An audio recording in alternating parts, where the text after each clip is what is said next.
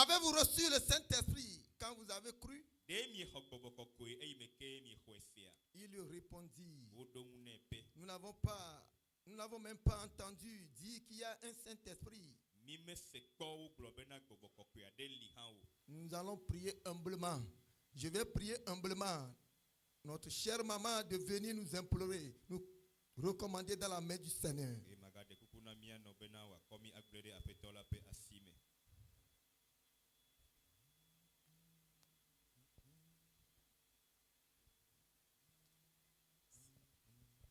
Seigneur notre Dieu, nous voulons te dire merci ce matin. Nous sommes là à tes pieds pour écouter ta parole. Nous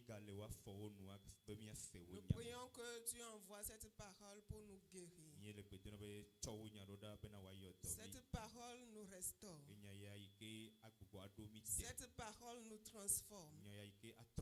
Cette parole qui change notre mentalité. Nous demandons, Seigneur, que nos oreilles sont tendues vers toi ce matin. Parle à nos cœurs. Nous prions pour ton serviteur que tu veux utiliser ce matin. Demandons que ta main puissante se repose sur lui, afin qu'il puisse donner cette parole dans toute sa vérité. Dans la sainte doctrine, dans le nom de Jésus. Amen. Amen. Maman, merci beaucoup.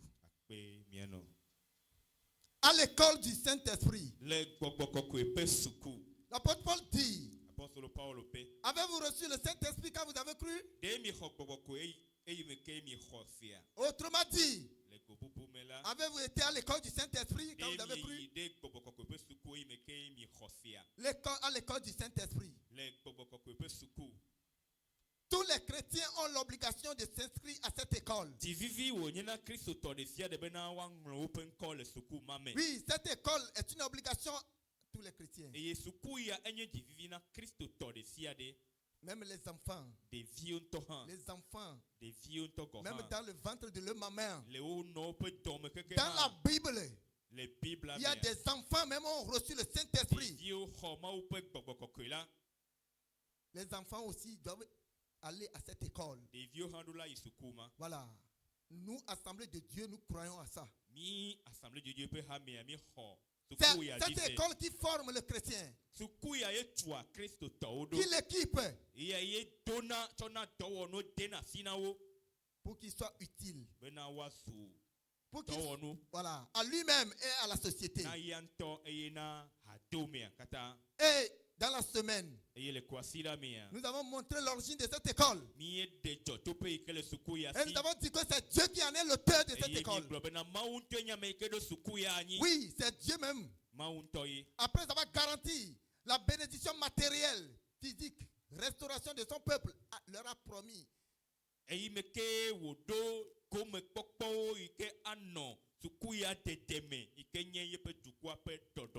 Non. Après avoir garanti la bénédiction matérielle à son peuple, il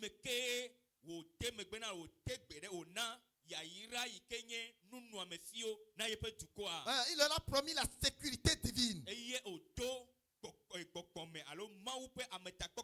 Voilà, il leur a promis leur restauration. Après, il leur a fait encore une promesse spéciale. Et cette promesse, c'est la promesse du Saint-Esprit. Et dit, après ces choses-là, je répandrai mon esprit. Nous sommes dans Joël chapitre 2, verset 28. Après ces choses, je répandrai mon esprit sur toute chair. Vos fils et vos filles prophétiseront. Vos vieillards auront des songes et vos jeunes gens des visions. Voilà le programme de Dieu pour ses enfants. Le temps marqué est arrivé. Voilà, le temps fixé étant proche. Il a envoyé un de ses prophètes du nom Jean-Baptiste.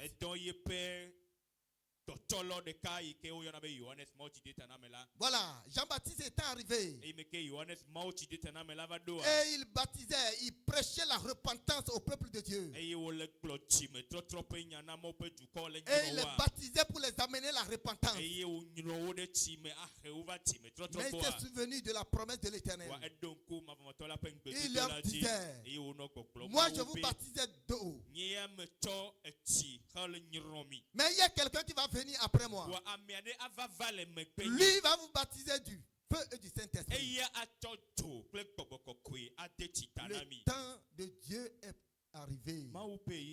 Jésus est né. Le salut promis au monde entier est arrivé. Jésus a fini son ministère. Jésus a fini ses ministères sur la terre. Le temps est là pour qu'il repasse. Et il a dit à ses disciples, il réitère cette promesse à ses disciples. Vous recevez une puissance. Le Saint-Esprit surviendra sur vous. Et vous serez mes témoins. Mes témoins à Jérusalem, dans toute la Judée, dans la Samarie, et jusqu'aux extrémités de la terre. Voilà le plan de Dieu pour ses enfants. Et cette école fut ouverte le jour de la Pentecôte. Acte 2, le verset 4. L'école du Saint-Esprit a vu le jour. Devient une réalité palpable, tangible, réelle. Et l'apôtre Pierre a dit à ses contemporains, voici la parole que l'Éternel a dit à travers la bouche de son serviteur Joël. Voilà son accomplissement. La Bible dit que les 120 personnes ont reçu le Saint-Esprit. Voilà, ils sont remplis du Saint-Esprit. Oui, l'Esprit de Dieu, le Saint-Esprit œuvrait, mais c'était de façon sélective.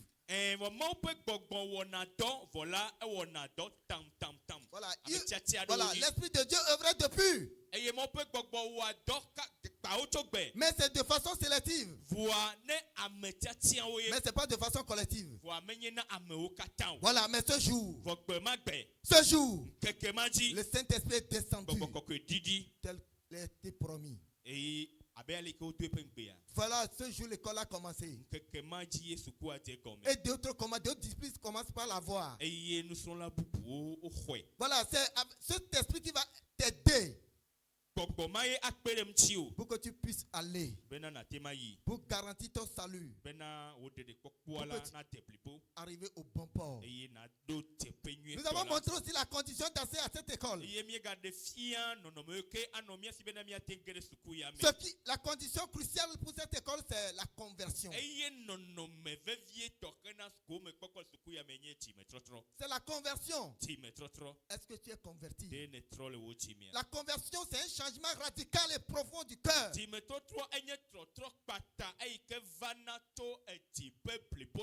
Ta pensée de vivre. Oui, le changement de ton état de croyance. Ton état de croyance, ce que tu croyais avant. Oui, la Bible dit. Avant là. Nous sommes tous des errants comme des brebis égarées. Voilà. Mais ce temps est déjà révolu. Voilà. Avant, chacun prenait sa propre voie. Nous étions dans l'ignorance. Maintenant, une voie est tracée. La voie, c'est Jésus-Christ. Sans lui, vous n'allez pas voir Dieu. Sans Jésus. Voilà. Croire que Jésus est mort pour tes péchés. Il t'a pardonné. Et tu as laissé là où tu te fiais avant. Il ne faut pas être chrétien mélangé. Il faut que ta conversion soit authentique. Confie-toi à Dieu et à Dieu seul. Oui, je disais la fois passée. Il y a des gens qui vont à l'église. Mais quand on parle de Mohamed, ils sont prêts. On parle de fétiche, ils sont prêts. On parle de bouddhisme, ils sont prêts. Ils sont prêts à tout. Non. Notre Dieu est un Dieu jaloux. Si ta conversion est authentique, tu as droit à cette école. Et ajouter foi, persévérance. Pourquoi ne pas avoir les diplômes de cette école? Avoir le diplôme de l'école du Saint-Esprit, c'est être baptisé du Saint-Esprit.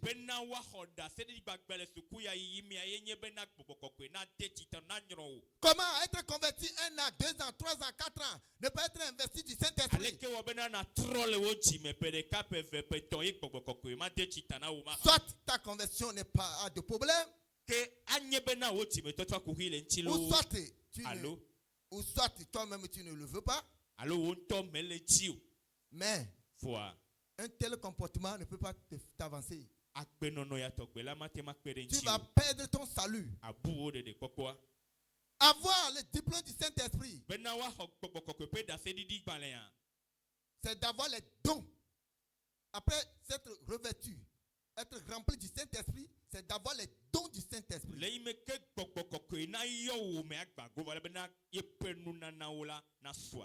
Oui, être rempli des dons du Saint-Esprit. Et les exercer. Tu ne peux pas avoir un diplôme et ne pas exercer. Et ne pas le mettre en exercice.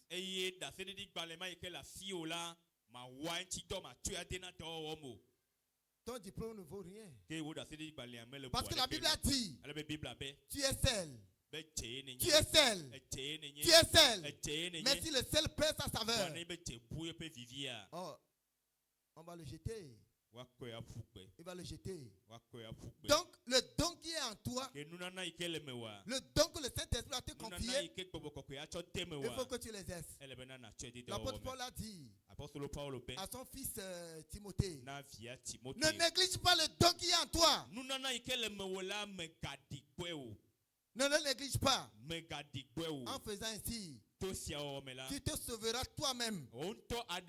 Et tu sauveras les autres. Tout ce que nous faisons, c'est pour nous-mêmes d'abord.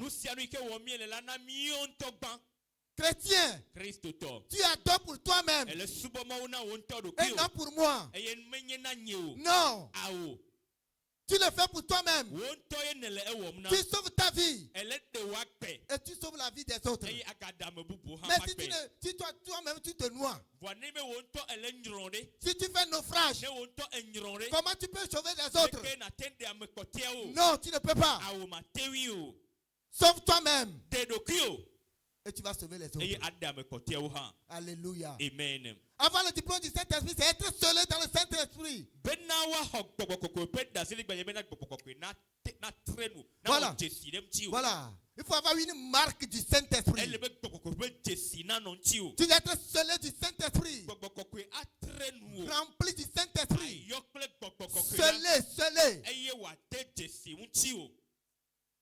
Je n'avais pas voulu donner ce témoignage. Mais l'onction de papa va me faire témoigner ça. Il a fait sortir un mot. Tu ne seras pas victime. Tu ne seras pas. Papa vient de dire que tu ne seras pas victime. Pourquoi? Il y a une marque sur toi. Je vais vous témoigner. Là où vous étiez la dernière fois pour planter l'église, je crois que beaucoup sont ici, sont venus. Vous étiez là dans le réveil, dans l'évangélisation. Vous étiez là. Il y avait une dame qui avait témoigné que c'est comme ça. Et un jour, il y a eu coup de foudre. Voilà, revient sur Datou. Voilà, il y avait coup de foudre. Et elle a eu un choc dans ta tête. Et papa a prié. Et la femme a été guérie. La femme a été guérie. Vous êtes parti. L'évangélisation est terminée le 11 mai. Le 23 mai, 2 semaines, c'était un vendredi. C'était un vendredi. Voilà.